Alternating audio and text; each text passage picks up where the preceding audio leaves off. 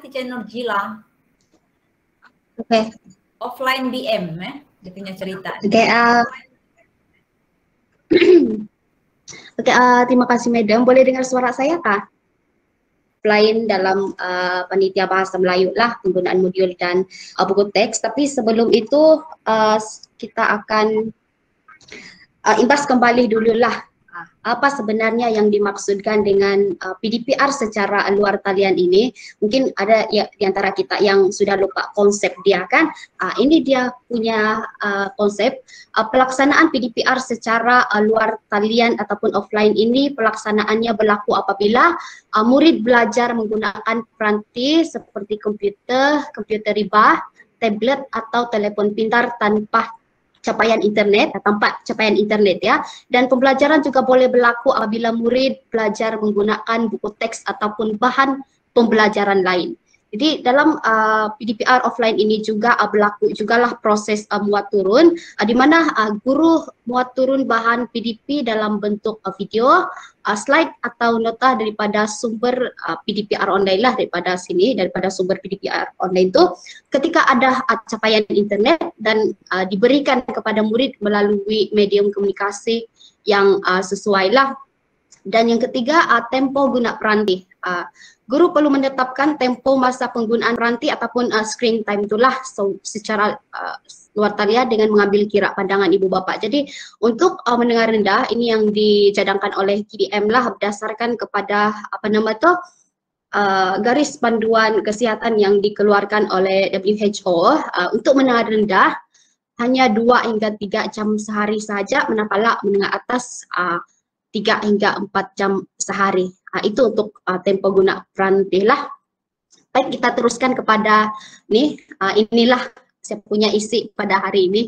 Oke, kami di SFX ini untuk murid yang tidak dapat mengikuti pelajaran secara online ini, kami menggunakan modul ini secara optimum lah dan berpandu. Jadi ini antara modul yang kami guna tingkatan 1, 2 hingga tingkatan 3 ini semua murid memang ada modul lah, memang kami tempat ini modul dari awal tahun. Selain daripada modul ini, kami juga menggunakan modul GPN lah. Ini khusus untuk yang tingkatan 5 lah, tingkatan 4 dan tingkatan 5. Dan bulan lalu kami ada menempah juga membeli buku modul Kebabum. Ini kami khususkan untuk itu kertas 3 dan kertas 4 lah. Jadi memang kami guna nih modul secara optimum lah. Jadi macam mana pelaksanaan penggunaan modul kami ini adalah sudah tentu kita buat perancangan lah. Perbincangan itu di peringkat panitia ataupun perbincangan antara guru subjek mengikut tingkatan lah. Segala keputusan itu adalah berdasarkan kepada keperluan kelas yang diajar. Kalau kita rasa itu kelas kalau saya memang ajar kelas belakang. Kalau saya rasa kelas itu memerlukan modul yang lebih khusus, kita buatlah modul yang lebih khusus. Jadi sekarang saya secara pribadi memang ada buat satu modul untuk murid gagal lulus saya, dan memang ini murid selalu tidak hadir online lah. Jadi apa yang saya buat itulah saya usahakan untuk buat itu modul galus dan berikan kepada murid pada minggu hadapan selepas mereka habis percobaan. Jadi sasaran murid untuk penggunaan modul ini melibatkan semua murid menengah rendah dan menengah atas lah. Yang boleh online pun kami bagi benda yang sama, juga bahan yang sama, dan juga murid-murid galus ya. Dan tema, tajuk, objektif dan tempo itu dia berdasarkan kepada RPT dan REH yang kita sudah rancang lah, dan berpaksikan dokumen standard kurikulum dan pentaksiran yang di SKP itu. Jadi kalau boleh sekurang-kurangnya yang murid yang tidak dapat ikut pembelajaran secara online itu kita dapat mengajarkan kepada murid itu, kita dapat menyentuhlah yang kandungan asas itu ya. Jadi seterusnya nota dan activity. Oke, saya cepat saja sebab saya ada masa 10 menit saja. Nota dan activity ini apa yang kami buat, kami bagi murid bahan panduan dalam bentuk nota bentuk format PDF ataupun dalam bentuk gambar lah. Sebab ada juga murid ini yang tidak dapat muat turun itu PDF, jadi kami screenshot saja dan bagi itu gambar lah. Kalau murid itu tidak ambil modul di bahan di sekolah gitu. Dan slide serta video lah, biasa kami bagi link YouTube lah ataupun rekaman video chat di Telegram untuk murid-murid yang tidak ikut PDPR online. Dan bahan yang kami sediakan juga itu berdasarkan kepada tahap penguasaan murid lah. Dan sebenarnya bahan yang kami sediakan itu kami kolaborasikan juga dengan penggunaan buku teks lah. Ini ialah contoh bahan yang kami bagi dalam bentuk slide. Kami usahakan untuk buat satu bahan yang menarik lah untuk murid dan lebih mudah untuk murid fahami.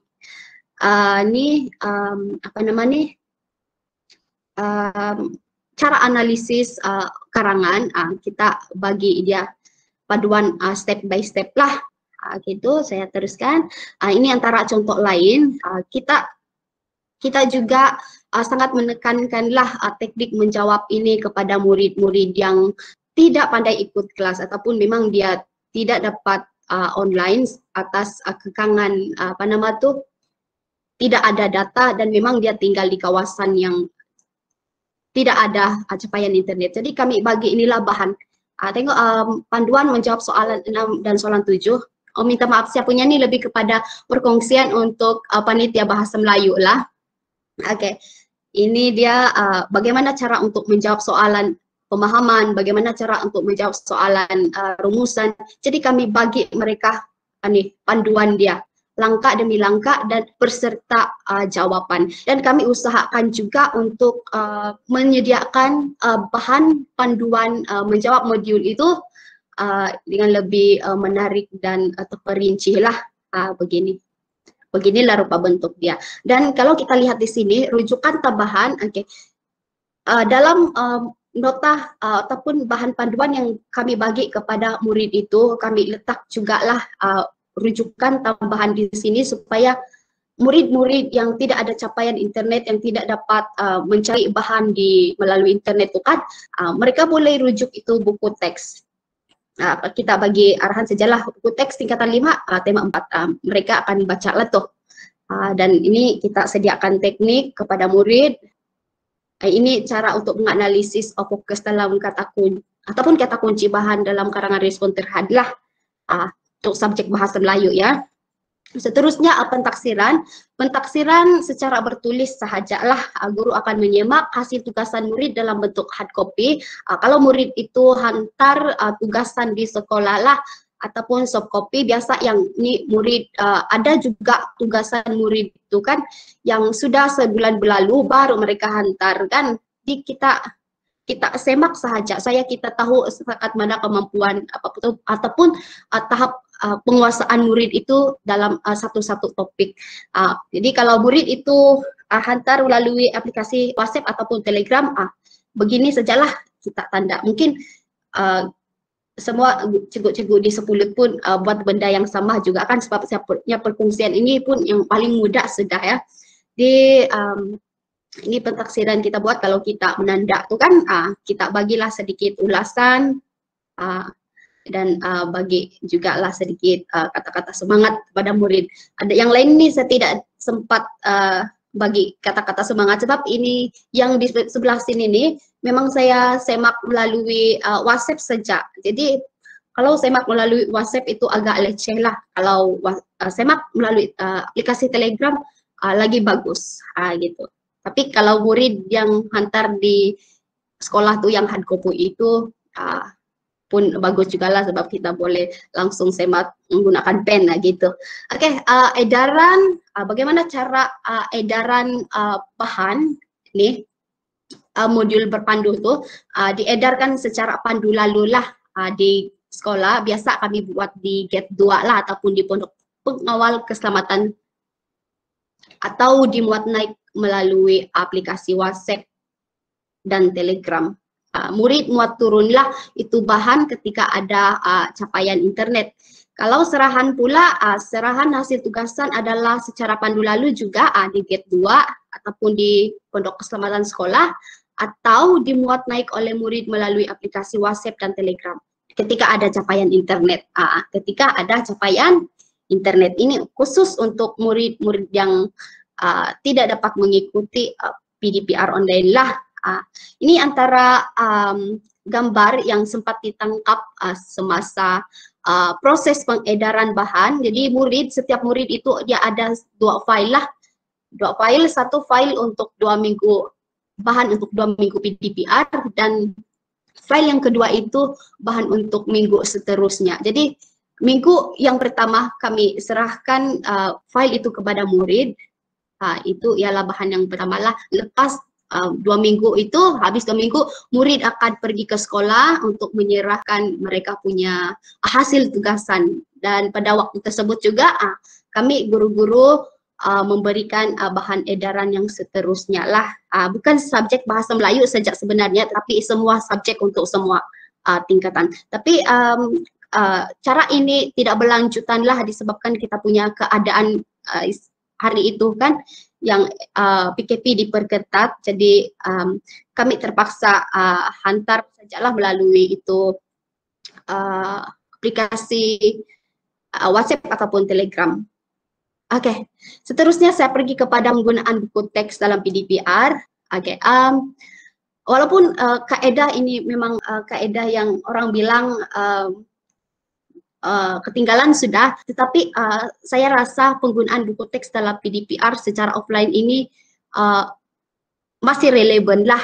Ini kita punya muka depan buku teks kan ada Kak, yang sudah lupa.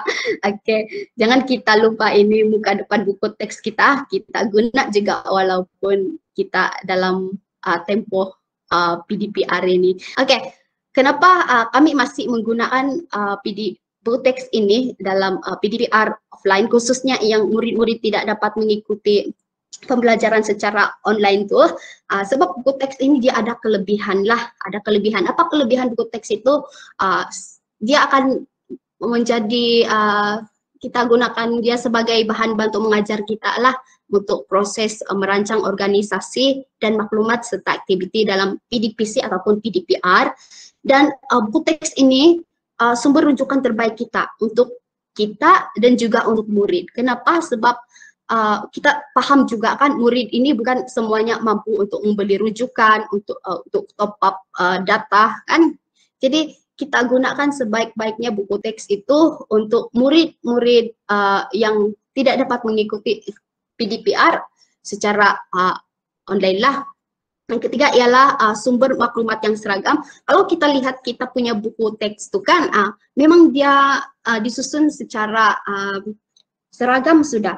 Ada kemahiran, setiap tema itu dia tersusun, setiap kemahiran yang perlu kita ajar, kemahiran mendengar dan bertutur, kemahiran apa lagi tuh, membaca, kemahiran menulis, semua itu kan. Jadi itu sangat memudahkan kita dan murid-murid pun lebih fahamlah apa sahaja kemahiran yang mereka perlu kuasai, walaupun secara offline lah, dan meringankan beban guru. Kalau kita ini kan, kalau kita tidak sempat menyiapkan bahan PDPR, kita boleh guna terus itu buku teks, gitu ya.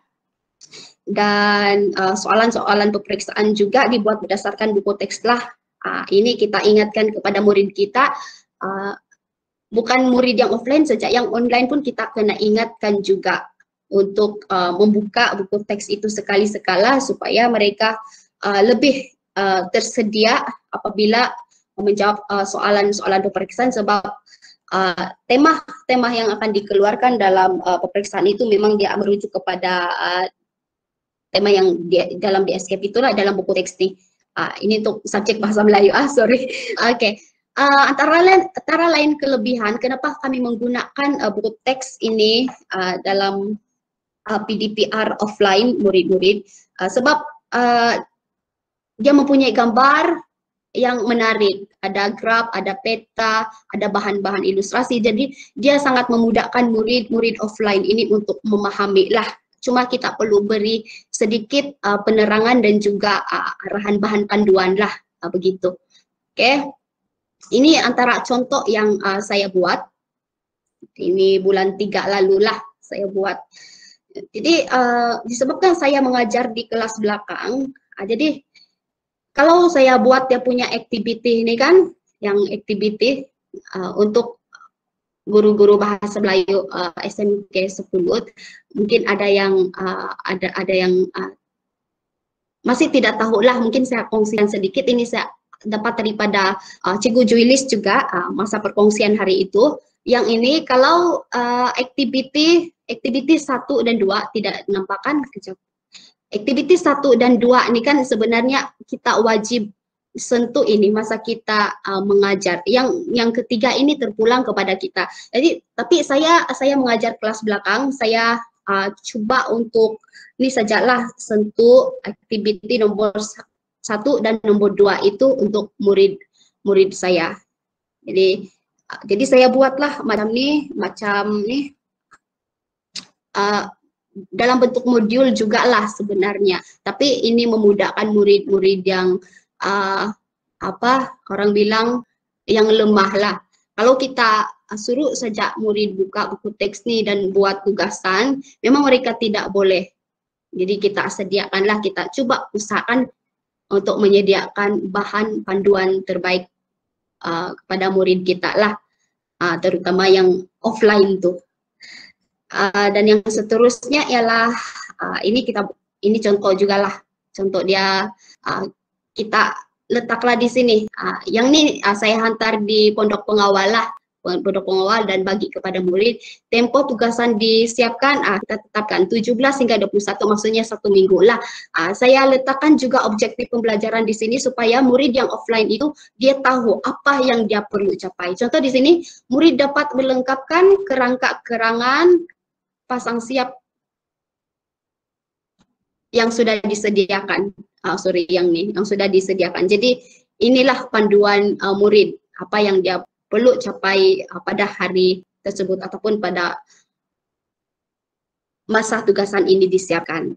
Dan mungkin kita boleh jugalah letak satu di sini. Ini ialah jadwal tahap penguasaan. Ini untuk membantu kita menilai tahap penguasaan murid tersebut. Oke, yang terakhir medium komunikasi PDPR secara offline. Jadi memang saya gunakan kedua-dua aplikasi inilah, WhatsApp dan juga Telegram. Kalau kita nampak itu murid belum lagi SIM kita punya bahan yang ada di Telegram, kita hantar juga itu di WhatsApp lah, di WhatsApp. Kalau dia tidak SIM juga di WhatsApp, kita coba untuk kita hubungi dia secara personal, macam inilah. Kalau dia masih one tick, kita call dia. Kalau 2 tick sudah, okey lah tuh. Jadi bagaimana cara saya untuk menentukan siapa murid yang hadir secara online dan offline ini, sama juga dengan Cikgu Angie lah. Begitu saja. Cuma untuk yang offline itu kita kena offline dan memang tidak ada data. Memang kita kena call lah. Saya sendiri pun pernah juga call ni murid. Ini kelas saya lah. Memang dia dalam 4 hari baru online, jadi saya bukan terpaksa, saya bagi penerangan kepada dia secara personal, apa yang dia perlu buat, bagaimana cara mau buat, sebab dia tidak dapat download itu bahan, kemudian dia tidak dapat keluar daripada kawasan sebab dia di Dabauan. Jadi itu saja cara saya lah. Oke, saya rasa itu sahajalah daripada saya. Memang agak